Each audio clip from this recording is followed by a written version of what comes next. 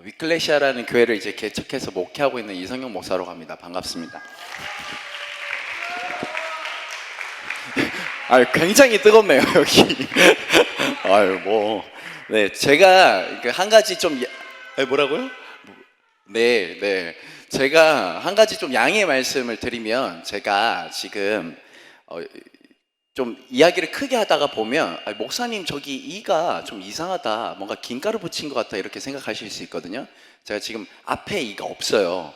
임플란트를 중해갖고 앞에 이가 비어있는 상태거든요. 그래가지고 좀 바보같이 보일 수도 있는데, 발음이 세고 그래도 발음이 좀 잘 안 들리는 경우가 생길 수 있습니다. 그래도 좀 양해 부탁드리고 잘 경청해 주시면 감사하겠습니다. 오늘은 좀 하나님의 꿈이라는 주제로 여러분과 이제 비전을 좀 함께 나누고 싶은데요. 비전 특강이죠.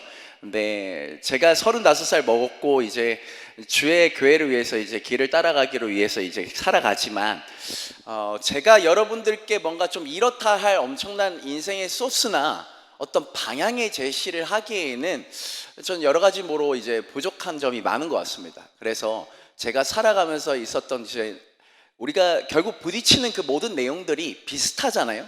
인생을 살아가면서 넘어지고 하나님 앞에서 고민하고 어떻게 살아갈지에 대한 내용들. 그래서 그곳 가운데서 나는 어떤 몸부림이 있었고 하나님께서 나에게 어떤 것들을 좀 말씀하셨는지 그냥 보시면서 나도 좀 이럴 때 이렇게 살아가면 되겠다라는 그냥 힌트 정도를 얻어가는 그런 귀한 시간 되었으면 좋겠습니다. 혹시 우리들이 이제 살아갈 때 어떤 안경을 끼고 살아가는지에 대해서 좀 생각해 봤으면 좋겠습니다. 여러분들은 어떤 시각으로 이 세상을 바라보며 살아가고 계십니까? 저는 이 시각이 우리들의 인생 가운데 있어서 이제 꿈과 비전을 살아가는 데 있어서 굉장히 중요한 역할을 한다고 생각합니다. 결국 저 시각은 어디로부터 오느냐? 저를 한번 다 같이 따라해 주십시오. 하나님을 어떻게 생각하느냐에 따라, 어떻게 믿느냐에 따라 오늘 나의 행동에도 영향을 끼칩니다. 온라인으로도 보고 계신 거죠? 네, 여러분도 같이 잘 집중해서 들어주시면 감사하겠습니다. 우리가 이 세상을 바라보는 그 시각이 어떻게 발현되느냐, 그냥 아무 생각 없이 바라보는 것이 아니라 우리가 어떤 하나님을 믿느냐에 따라 우리가 바라보는 이 세상을 바라보고 판단하는 그 시각의 초점도 바뀌게 됩니다. 그렇다면 우리들에게 한번 좀 질문해 보았으면 좋겠어요. 우리가 믿는 하나님은 어떤 하나님이십니까? 여러분들이 믿는 하나님은 어떤 분이세요? 보니까 굉장히 또 열정적으로 찬양하시고, 또 우리가 이곳에 발버둥 치고 이곳에 모여 있는 이 이유가 어찌 보면 세상 사람들 볼 때 굉장히 미련하고, 이때 다른 자기 개발하고 또 좋은 데 가서 또 쉴 수 있고 이런데도 우리가 이곳에 모인 이유는 분명히 세상이 말할 수 없는 그 가치와 분명히 하나님이 존재하시기 때문에 이렇게 모이는 것일 텐데, 모였어요.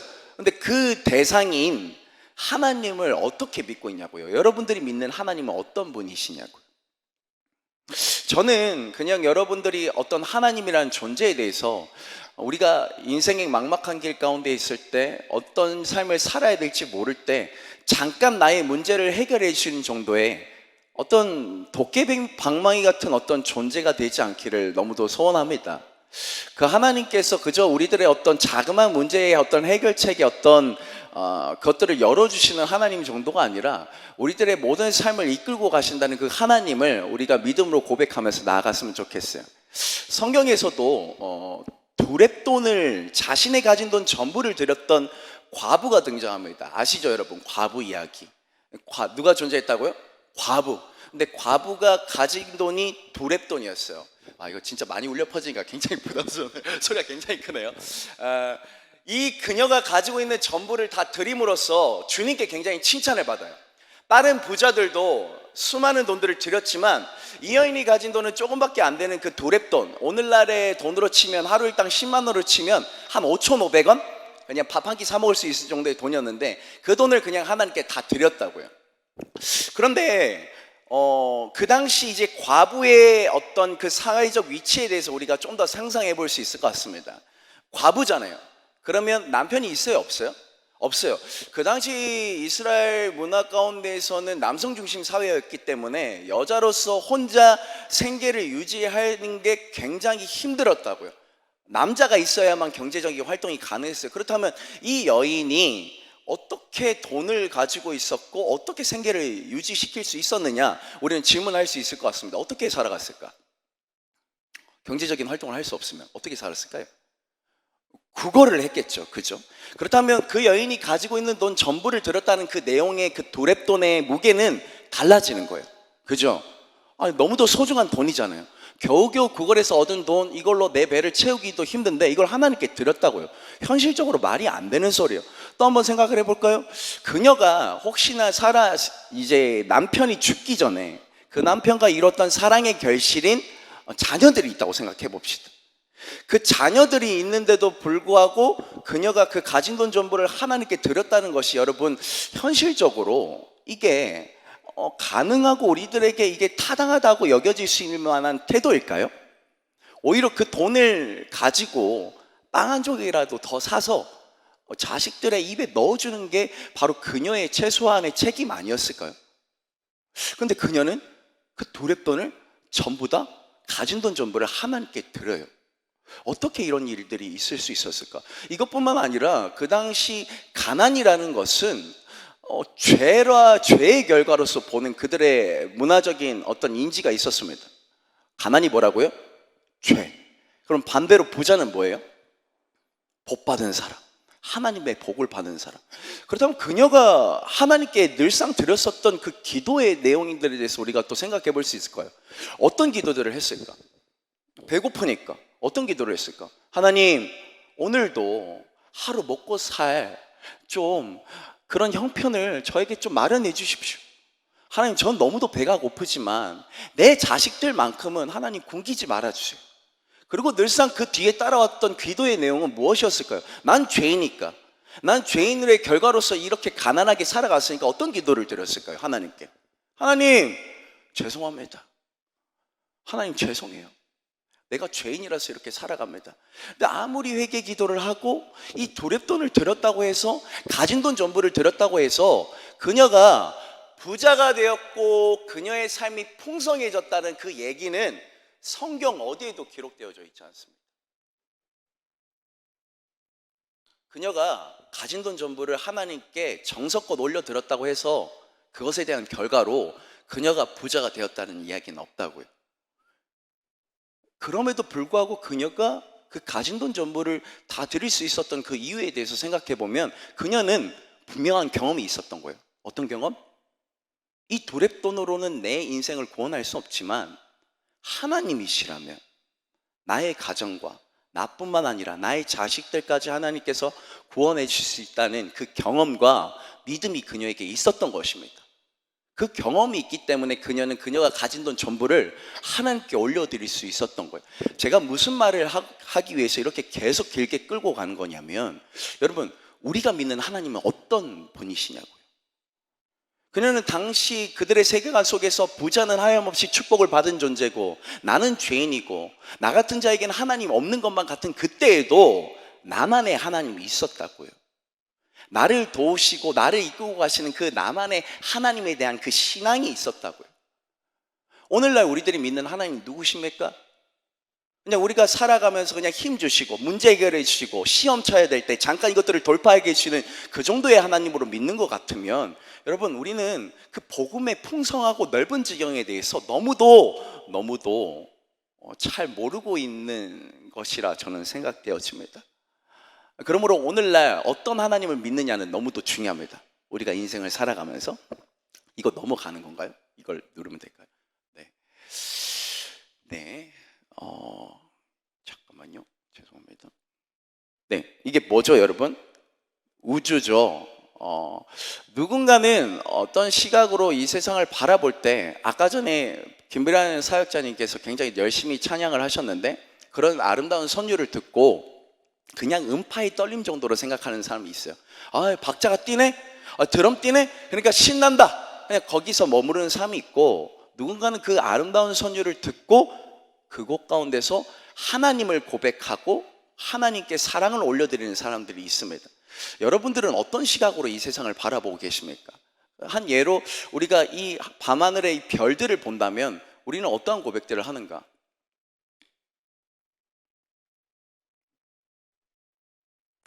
한번 다 같이 이 나온 본문을 다 같이 한번 읽어보기를 원합니다. 시작. 하늘이 하나님의 영광을 선포하고 공창이 그 손으로 하신 일을 나타내는도다. 날은 날에게 말하고 밤은 밤에게 지식을 전하니 언어가 없고 들리는 소리도 없으나 그 소리가 온 땅에 통하고 그 말씀이 세계 끝까지 이르도다. 하나님이 해를 위하여 하늘에 장막을 베푸셨도다. 누군가는 그냥 우주를 보고 멋있다, 참 오늘 참 밤하늘 공기가 맑네, 강원도에서는 되게 별들 잘 보이죠, 아름답다, 이 정도로 하는데 누군가는 그 우주 만물의 그 엄청난 광경을 보고 하나님께 영광을 올려드린다고요. 누구의 고백이었을까요? 다윗의 고백이었습니다. 우리는 어떠한 시각으로 이 세상을 바라보면서 살고 있습니까? 이 그림은 작년에 일어났던 굉장히 안타까운 사건인데요, 프랑스에서 한 교사가 이제 이슬람에 대해서 조금 안 좋은 이야기를 했다는 것만으로 이슬람 극우 단체에서 그 교사를, 그 선생님을 길거리에서 참수하는 일이 벌어지고 맙니다. 영화에서 등장하는 일이 아니에요. 여러분, 저들도 저들이 하는 그 신념에, 아까 제가 뭐라고 했죠? 우리가 어떤 하나님을 믿느냐에 따라 오늘날 우리들의 행동에 영향을 끼친다고 했죠. 우리가 하나님의 믿음 안에서 교회에서 이렇게 예배하고 찬양하고 말씀 듣는 이 행동 양식에 대해서 여러분, 이것을 되게 가벼이 여기지 마십시오. 우리들의 신앙생활, 예배하고 고백하고 기도하는 그 모든 내용들을 가벼이 여기지 마십시오. 그들도 어찌 보면 똑같은 신을 믿고 있는 것입니다. 그런데 행동 결과는 어떻게 드러나냐면 저들은 생명을 죽이는데 그들의 행동을 실천하고 있는 거예요. 우리들의 하나님은 누군가를 해치라고 하시나요? 우리는 생명을 살리는 하나님이시죠. 똑같은 신인데 어떻게 믿느냐에 따라 오늘날 우리들의 행동 양식이 변한다고요. 그러므로 우리가 오늘 어떤 하나님을 믿고 어떤 시각으로 이 세상을 바라보느냐는 너무도 중요합니다. 어떻게 그 하나님을 제대로 인지할 수 있을까요? 저는 말씀에서 비롯된다고 생각합니다. 그냥 내가 마음대로 상상하는 그 하나님, 그냥 감정 안에 머무는 그런 하나님이 아니라, 내가 멋대로 만들어낸 어떤 도깨비 방망이 같은 하나님이 아니라 성경에서 정확히 말씀하시는 그 하나님을 우리가 구주로 시인하고 그 하나님을 내 인생의 구주로 영접하고 가야 되겠습니다. 그 올바른 성경 안에서 말하는 그 하나님을 우리가 믿기를 소원합니다. 이제 제 얘기를 좀 드려보려고 해요. 저는 믿음의 가정 안에서 태어났습니다. 참 귀엽죠. 유아세례 받기 전에 아마 교회 본당에서 찍었던 사진인 것 같은데, 저는 목회자의 자녀로서 태어났습니다. 그래서 어머니 아버지의 그 믿음의 틀 안에서 그냥 어릴 때부터 그 하나님이라는 존재에 대해서 굉장히 익숙하게 생각하면서 살아왔던 것 같아요. 그래서 아버지 기도도 따라해보고, 아버지가 이제 새벽 기도 하시고 이제 강단 비었을 때 어머니 피아노 반주하실 때 그냥 거기 가운데 가갖고 아버지 막 기도 따라하면서 막 해보기도 하고, 그렇게 그 믿음 안에서 신앙생활을 유지해왔던 것 같습니다. 제 사진이에요. 아버지고 저죠. 좀 닮았죠. 뭐 이렇게 행복한 가정의 생활을 했었습니다. 그래서 저에게 있어서 그 하나님이라는 존재는 굉장히 멀리 계신 분이 아니라 어릴 때부터 나의 삶 가운데 함께 계시고 나에게 사랑을 주시는 그런 하나님이었던 것 같습니다. 어머니시고요. 지금 표정을 보면 조금 얼어 있는데 어머니는 좀 무서우신 분이셨습니다. 그래서 유치원 때 말 잘 안 듣고 발표회 같은 걸 못하면 어머니께서 항상 뒤로 끌고 가서 저를 나무라하셨던 기억이 나네요. 그래서는 안 됐어요, 엄마. 예, 뭐 이렇게 자랐었죠. 네, 초등학교 때 저희 사진입니다. 저 뒤에 보면 이제 제가 보이는데요. 장래 희망이 뭐였냐면 목사였어요. 아버지의 그 목회를 보면서 항상 행복해 보였던 것 같아요. 동경했었고요. 그리고 저는 비로소 신학교 들어와서 제가 속았다는 사실을 알게 됩니다. 네, 은혜죠. 아버지께서는 뭐 자신의 어떤 목회의 힘듦과 고단함에 대해서 이제 어렸던 저에게 그렇게 많이 표출 안 하셨던 것 같아요. 그래서 저는 되게 까불까불거리면서 목사 되고 싶다, 목사 되고 싶다 이렇게 얘기했던 것 같아요. 뭐 이것도 하나님의 인도하심의 한 계획의 일부였을 거라 생각합니다. 그런데 이제 어렸을 때 이제 여러분과 마찬가지로 이제 인생을 살아가면서 저에게도 항상 똑같은 시기가 있었는데 뭐냐면 죄와 혼돈의 시기입니다. 여러분, 죄가 뭔가요? 도대체 죄가 뭔가요? 그냥 윤리적인 범주 안에서의 죄입니까? 그냥 뭐 욕하고 평가르고 그냥 남들을 시기 질투하고 때리고 전쟁 터지고, 우리 이런 것들을 그냥 죄로서만 생각할 때가 많은데, 죄는 한번 저를 한번 다 같이 따라 해 주십시오. 죄는 하나님과 단절된 상태입니다. 그러니까 총괄적이고 너무도 존재적인 한계인 거예요. 내가 뭔가를 행동한 것은 내가 하나님과 그냥 자동적으로 떨어져 있기 때문에 나올 수밖에 없는 결과인 것입니다. 폭력적이고 뭐 성적인 범죄가 일어나고 전쟁이 일어나고 그 모든 것이 결국 어디로부터 비롯되냐면 하나님과 단절되었기 때문이죠. 마찬가지로 오늘날 우리가 인생을 살아가면서 나의 비전에 대해서 아직 갈 바를 못 잡고 내 비전이 모르겠다, 난 어떻게 살아가야 될지 모르겠어요. 그것도 결국 어찌 보면 죄의 결과인 거예요. 하나님에 대해 내 초점을 못 맞추고 내 인생의 초점을 못 맞추니까 계속적으로 방황을 하는 거죠. 그 속에서 나의 비전이 무엇인지 어떻게 살아갈지에 대한 답이 나오지 않는 것 같습니다. 저 또한 마찬가지였던 것 같아요. 그냥 표면적으로는 그냥 아버지가 목사님이시니까 목사 되겠다, 목사야 되겠다 뭐 이렇게 했지만 결국 제 안에서도 여러 가지 어떤 죄와 혼돈의 시기 가운데서 방황하고 어떻게 살아가야 될지에 대한 고민들을 항상 해왔었던 것 같습니다. 얼굴 한번 보세요. 중학교 3학년 때인데 굉장히 반항적으로 생겼죠. 네, 예수 그리스도를 모를 때였습니다. 굉장히 방황하고 반항적인 시기일 때가 있었던 것 같아요.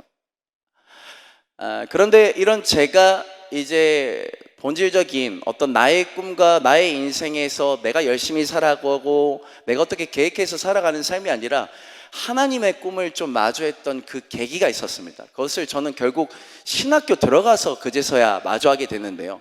목사로 헌신해야겠다, 내가 목사로 살아가기 때문에 이제 그때부터 내가 뭔가 갖추어진 사람으로 살았던 것이 아니라 부딪히면서 저는 그것들을 느끼게 되었던 것 같습니다. 이 사진은 뭐냐면 제가 20살 때 거지전도행단 가서 한 할아버지께 전도를 하는 모습이에요. 하나님의 꿈을 어디서 발견할 수 있었냐면 저는 복음을 전하는 그 현장 가운데서 하나님의 꿈을 발견할 수 있었던 것 같습니다. 우리들의 인생 가운데서 그냥 내가 좋아하는 것, 그리고 내가 이 세상에서 어떤 유력한 어떤 후보 중에 어떤 요즘의 어떤 시기적인 정황 속에 어떤 직업 분야가 좋다, 이런 것들을 좀 생각하기 전에 여러분들께 뭔가 전도를 해라, 복음을 전해라, 인 것이 아니라 저의 케이스를 보면서 한번 여러분들이 힌트를 얻어 가시라는 것입니다. 그곳 가운데서도 우리가 주목해서 봐야 될 것이 뭐냐면, 그냥 학원 공부 열심히 하고 남들 열심히 살아가라니까 그냥 그거 따라 살아가는 것이 아니라 그곳 가운데서 우리가 본질적으로 그 모든 꿈을 움직이게 하는 것, 내가 공부를 하는 그 이유, 그 모든 근저가 하나님의 꿈이 좀 되기를 원합니다. 하나님의 꿈이 되기를 원해요. 저는 결국 제가 목회를 하는 데 있어서도 결국 저를 지탱해주고 계속 걸어가게 하는 이유는 무엇이냐면 이때 만났던 그 하나님의 꿈입니다. 그 하나님의 꿈은 뭐였냐면 한 영혼을 너무도 사랑하시고 잃어버린 영혼을 사랑하시는 그 하나님 아버지의 마음이었어요. 그 애타는 마음들을 저는 전도의 현장 가운데, 복음을 전하는 그 현장 가운데 느꼈던 것 같습니다. 그래서 길바닥에만 앉아서 막 노만 찬양하면서 하나님께 찬양하고 길거리 있는 사람들에게 막 말씀 전했던 것이 기억이 나네요. 한 가지 제가 맡았던 파트가 있는데 저는 뭐 찬양 인도는 잘 못했었고 그냥 나가서 말씀 선포를 하는 역할을 맡았었습니다. 어떻게 했냐면 제가 이제 같이 하는 팀원들이 다 뒤에 있었고 앞에 서요. 그러면 그냥 어디 시내 중앙 가서, 요즘에 이렇게 하면 굉장히 욕을 듣는데 10년 전만 해도 그게 가능할 때가 있었어요. 주 예수를 믿으라! 그러면 주 예수를 믿으라! 그래요. 너와 내 집이, 그리하면 너와 내 집이 하면 그리하면 너와 내 집이 구원을 얻으리라! 그러면 구원을 얻으리라. 이렇게 하는 거예요. 그냥 선포하고 그곳 가운데서 그냥 말씀 그 자체로서 실제로 사람들이 돌아온 것을 보았고, 저는 어떤 논리적이고 설득해서 얻어내는 그런 어떤 전도 방식이 아니라 그 말씀 그 자체로서 하나님께 돌아오는 그 영혼들의 발걸음들을 그 현장 가운데서 보았던 것 같습니다. 이 전도의 현장 가운데서요. 그래서 길거리에서 앉아서 울면서, 길거리 지나가면서 예수님 믿지 않는 사람들 보면서 울면서 또 기도하고 그들을 향한 그런 안타까운 마음들을 하나님께서 부어주셨었습니다. 이렇게 살았던 것 같아요. 계속적으로 노방 찬양하고 전도하고 그렇게 20대를 계속 보냈던 것 같아요. 밖에서 이제 말씀을 선포할 때 그런 모습들입니다. 동대구에서 또 항상 노방 찬양을 또 했었고요. 이곳 가운데서 노방 찬양도 하고 밖에서 또 전도를 했었던 것이 기억이 납니다. 우리가 인생을 살아가면서 어떤 비전에 대해서 생각할 때 되게 원대한 나만의 어떤 계획을 갖고 있을 때 우리가 잘 살아낼 수 있는 것이 아니라, 결국 하나님께서 나의 인생을 이끌고 가실 때 저를 성장시킨 요소들을 보면 항상 하나님께서는 그 공동체라는 그 요소 속에서, 교회라는 틀 안에서 저를 키워 나가셨던 것 같아요. 내가 잘났고 내가 엄청난 계획을 세웠던 것이 아니라, 여러분들도 지금 옆에 보시면 되게 좋은 친구들 있죠? 좋은 동역자들 있죠? 이분들 안에서 우리가 함께 예배하면서 하나님에 대해서 배워가고 그렇게 살아가는 겁니다.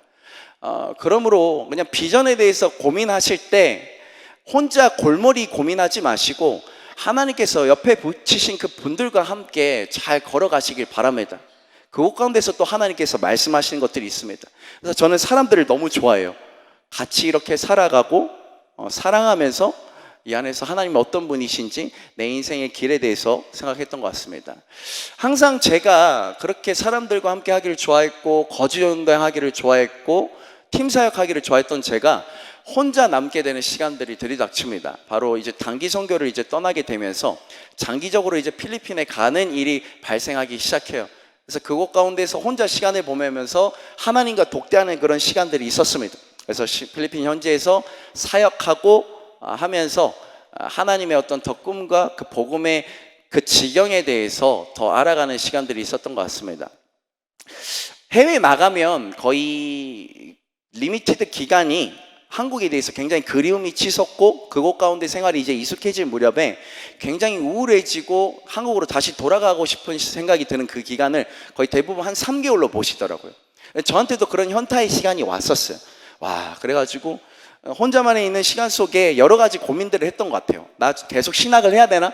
하나님 사랑하고 전도 너무 좋아하는데 내가 정말 계속 이것을 위해서 살아야 될까라는 고민에 부딪혔던 시기였어요. 그렇게 살아가면서 길에 대한 고민과, 그리고 한국에도 가고 싶고 너무 우울해서 이렇게 길을 가는 도중에 한 가지 사건이 있었어요.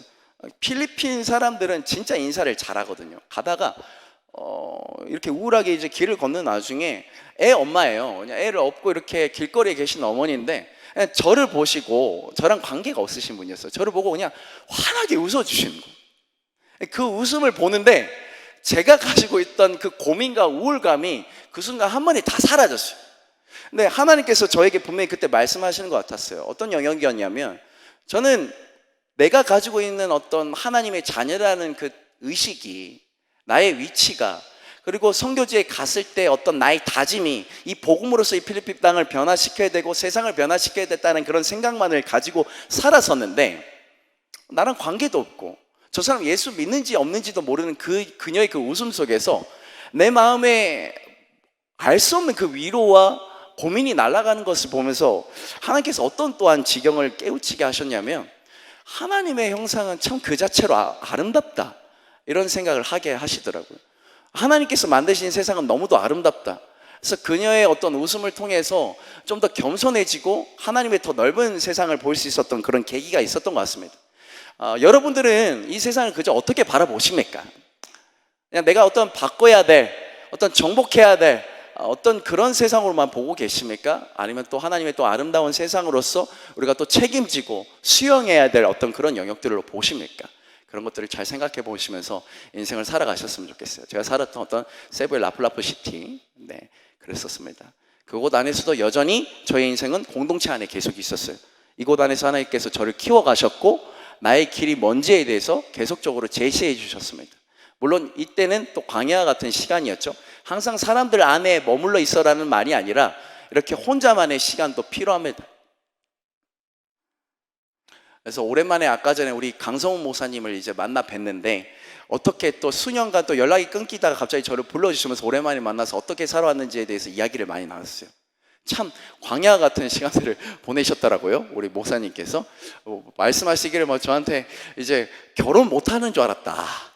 이제 결혼 못하는 줄 알았다 하는데 작년에 또 하셨다고 이렇게 말씀하시면서 참 하나님께서 살아계시고 놀라운 분이시라는 것을 새삼 깨우치고 있습니다. 대단하시더라고요. 네. 우리 하나님 살아계십니다. 저도 아직 결혼 안 했는데 빨리 결혼하고 싶네요. 그래서 이 시기 때 세상 여러 군데를 돌아다니면서 넓은 그 하나님의 세계에 대해서 좀 인지를 했던 것 같아요. 필리핀만 있지 않고 세계 여행을 좀 했었거든요. 근데 히말라야를 갔었던 쪽도 기억이 나고, 히말라야 가서 이제 고산병 걸려가지고 거기 정상에서 갑자기 공황 증세가 오는 거예요. 숨이 안 쉬어지고. 그래서 거기에서 이제 하나님께 하나님 여기서 죽기 싫습니다라는 기도를 올렸던 것도 기억이 나네요. 혼자만의 시간이었습니다. 그 가운데서 하나님은 저를 더 단단하게 만드셨죠. 판공초 되게 멋있는. 이때 이제 제가 필리핀에 혼자 있으면서 이제 하나 작사 작곡한 노래가 있는데 이게 저희 윌러브의 이제 첫 번째 곡인 깊은 곳에 나아가라는 찬양이었습니다. 혹시 아세요? 알아요? 와 대단하다. 맞아요. 그냥 필리핀 그냥 선교지에서 그냥 그 나무 침대 위에서 만들었던 찬양이었는데 그게 많은 사람들에게 불려질 줄은 저는 꿈에도 못 꿨어요. 그리고 내가 너무도 사랑하는 그 윌러브의 그 첫 번째 곡이 될 줄은 몰랐었죠. 그 곡의 결국 내용은 뭐였냐면 이것도 계속 하나님에 대한 인지였어요. 혼자 있는 시간 속에, 우울한 시간 속에 하나님을 묵상하고 독대하는 그 시간 속에 그 하나님이라는 존재를 인지를 하다 보니까 어떤 생각이 들었냐면 어느 순간 그 하나님이 그냥 우리가 맨날 말하는 사랑의 하나님, 은혜 하나님, 나에게 비전을 주시고 꿈을 주시는 그런 하나님이 아니라 너무도 낯설게 여겨지는 그 순간이 있었어요. 아니, 우주 만물을 지으신 분이시잖아요. 나와는 너무도 본질적으로 차원이 다르신 분이시잖아요. 깊이 묵상하는 와중에 그 하나님이 너무도 낯설고 너무도 두려운 존재로 느껴지는 거예요. 너무도 커다랗고 나는 정말 먼지와 같고 와, 이 앞에 서면 진짜 죽음을 느낄 수밖에 없구나라는 그런 숨막히는 증상까지 한번 왔던 적이 있었어요. 혼자 묵상하는 와중에. 근데 그곳 가운데서 한 가지 빛이 비추어지는 것 같은 느낌이 들었었는데 여러분 우리 하나님은 이 세상을 창조하시고 구름 저 뒤편에서 우리들이 하는 행동을 보시고 좀 잘하면 예배 잘 들으면 복 주시고 헌금 많이 하면 복 주시고 조금 내가 엇나가면 저주 내리시는 그런 하나님이신가요? 아니시죠. 저는 그런 하나님을 믿으라고 하면 저는 정신병 걸릴 것 같아요. 그런 하나님으로만 우리가 믿음의 신앙생활을 한다면 저는 힘들 것 같아요. 그러나 우리가 하나님께 다가갈 수 있는 이유는 결국 무엇이었습니까? 우리들 가운데 함께 낮은 자의 모습으로 인간의 몸을 입고 오신 그 예수 그리스도의 성육신 아니었습니까? 그래서 그 하나님이 너무도 두렵게 인지되는 그 순간에 한 가지 빛이 비춰지는 것 같은 그 느낌 가운데 있었던 그것은 무엇이었냐면 바로 나를 죽기까지 사랑하신 그 예수 그리스도 하나님의 성육신의 사건이었습니다. 그래서 가사가 이렇죠. 깊은 곳에 나아가 내 발을 띠네 두려운 맘 내려놓고 이런 찬양인데 그래서 누군가는 이 찬양 부를 때 계속 내 인생에 막 보이지 않는 곳에 깊은 곳으로 나가서 내 발을 뗍니다 이렇게 하는데 전혀 아니에요. 사실은 그냥 하나님 현존에 대한 고백이었어요. 그 하나님의 그 깊은 곳에 너무도 두렵지만 내가 발을 뗄 수 있고 다가갈 수 있는 이유는 결국 예수 그리스도 나를 죽기까지 사랑하신 멀리 계신 하나님이 아니라 나와 함께 하시는 하나님. 그런 혼자만의 시간에 있으면서 저는 하나님에 대한 어떤 인식과 어떤 믿음과 나의 길에 대한 고민들이 점점 성장해 나가는 것을 느꼈습니다. 그래서 결국 혼자 있을 때 이런 하나님과의 깊은 만남이 있으니까 이제 내 인생 속에서도 뭔가를 도전할 수 있는 힘이 생기더라고요. 그냥 남들이 말하는 어느 대학에 가야 돼 그래야 돼 성공하는 인생이야 해서 그냥 아무 생각 없이 그냥 분주하게 따라가는 삶이 아니라 하나님을 확실히 만나고 나고 하나님의 그 깊은 사랑을 누리고 나니까 내가 어느 영역에도 갈 수 있을 것만 같은 담대함이 생기더라고요. 그 영역은 뭐예요? 그냥 다른 타지에 가는 것을 말할까요? 아니요. 공부의 영역이 될 수도 있는 거예요. 내가 전혀 실행하지 않았던 다른 영역이 될 수도 있는 거예요. 그래서 저는 이건 자랑은 아닌데, 저는 이제 영남신학대학교 출신이에요. 그래서 영남신학대학교 안에서 되게 쉽게 공부해서 영남신학대학교 신대원을 갈 수 있어요. 그러니까 내가 뭐 공부를 많이 해서 다른 데를 갔다는 게 아니라, 저는 좀 더 성경에 대해서 알고 싶고, 그래서 좀 더 내가 익숙한 환경, 나에게 친하게 있는 그런 사람의 환경이 아니라 새로운 곳에 있는 그 하나님을 또 느끼고 싶다는 생각이 들었습니다. 그래서 서울로 가게 돼요. 계속 제가 있었던 영남권 지방, 제가 있었던 거지 전도회, 내가 사랑하는 친구들 다 그쪽 지방에 있었지만 저는 떠나요. 그래서 서울에 가서 권혁준이라는 그 친구와 함께 서울에 가서 또 신대원에 들어가기 위해서, 하나님의 말씀을 또 전하기 위해서, 올바른 방향으로 가기 위해서 분투하면서 또 서울에서 공부를 했었던 것이 기억이 나요. 막 안 하던 영어 공부도 하고, 저 전도 여행만 했다고 했죠. 공부 안 했었거든요. 이때서야 이제 20대 후반 와서 이제 막 공부를 하기 시작해요. 하다가 막 성경 공부를 엄청 열심히 하고 코피도 흘리기도 하고, 네, 열심히 살았던 것 같아요. 이 안에서도 여전히 새로운 영역 속에서도 하나님은 그 교회라는 공동체 안에서 새로운 사람을 붙여주셨고, 낯선 곳에서도 안정적으로 살아가게 하셨습니다. 그런데 한 가지 일이 벌어지고 말아요. 2014년도에 제가 서울에서 공부를 하면서 이제 신대원에 들어가기 위해서 이제 공부를 열심히 하는 와중에 갑자기 뉴스가 뜨는 거예요. 갑자기 배가 침몰하고 있대요. 전혀 정치적인 발언 아니니까 걱정하지 마십시오. 저에게는 너무도 충격적인 사건이었습니다. 아이들이 그 뱃속에서 나오지 못하고 죽어가고 있는 것을 실시간으로 보고 있는 거예요. 근데 나의 상황은 뭐냐면 공부를 해야 돼요. 신대원에 들어가기 위해. 그 괴리가 너무 컸어요. 나 지금 뭐 하고 있지? 그러면서 이때 2014년도에 이 큰 사건을 겪으면서 저에게 다시 한번 질문하게 됩니다. 나는 왜 신학을 하려고 하는가? 나는 왜 하나님의 복음을 전하기 위해 살지? 내가 생각하는 그 복음은 뭐였고 하나님의 나라의 가치는 무엇이었는가라고 생각을 해보게 되죠. 물론 전도여행을 했을 때 진짜 하나님의 말씀을 그대로 전하는 것, 그 영역 속에서도 하나님께서 역사하시고, 그걸 충분히 이 시대 가운데서도 하나님께서 사용하시지만, 미련한 그 복음의 그 통로를 통해서 하나님의 백성들을 구원하시지만, 나의 생각이 너무도 좁았다라는 것을 이때 깨우치게 돼요. 무엇이냐면, 세상은 여전히 너무도 아픈데 나는 너무도 내가 사랑하는 그 교회와 그 예배란 틀 안에서만 그냥 머물러 있구나라는 것을 깨우치게 하셨던 것 같습니다. 그래서 좀 더 아픈 세상과 시대적인 상황에 대해서 항상 읽는 눈이 필요하겠다. 세상이 아파하는 사람들에게 좀 공감하는 마음이 필요하겠다라는 생각이 들었습니다. 그래서 로마서 11장에서도 얘기하죠. 아파하는 자들과 함께 슬피 울고 웃는 자들과 함께 울라라는 그런 말씀이 있지 않습니까? 우리 그리스도인들이 당연히 해야 될 것들이죠. 네, 그런 시각의 변화도 겪고 20대 후반에 갔던 그 대학원 속에서도 또 하나님의 사람을 여전히 만나게 하세요. 나 혼자 살아갔던 삶이 아니에요. 항상 사람들의 틀 속에 있죠. 즐겁게 지냈던 것 같아요. 함께 예배 기획도 하고 즐겁게 공부하고 여러 사람들을 만나면서 열심히 걸어갈 수 있었던 것 같습니다. 최종적으로 사역했었던 영락교회에서 명동에 있는 명동성당 근처에 있는 교회예요. 네, 거기서 함께 사역했던 어떤 동역자들과의 모습입니다. 아이들과 함께 청소년 사역을 거의 10여 년 넘게 계속 해왔고요. 그렇게 살아왔습니다. 그러던 도중에 2018년도에 여러분들이 너무도 좋아하시는 윌러브가 시작됩니다.